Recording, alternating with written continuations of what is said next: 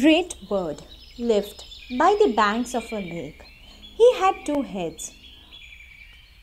One day he found a delicious fruit as he was walking along the lakeside. "Such a tasty fruit it is," mumbled the head that was eating. "I am so fortunate to have this fruit. I'm sure God would have made this fruit only for me."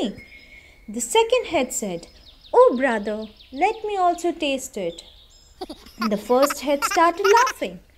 "Both of us have the same stomach. It makes no difference whether I eat or you eat.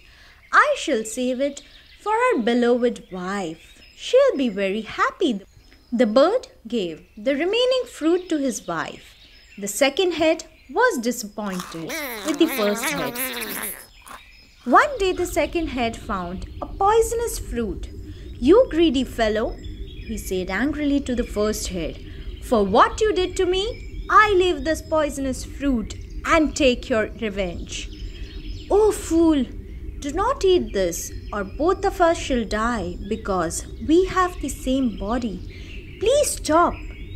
In spite of warning, the second head ate the poisonous fruit and the grey bird died.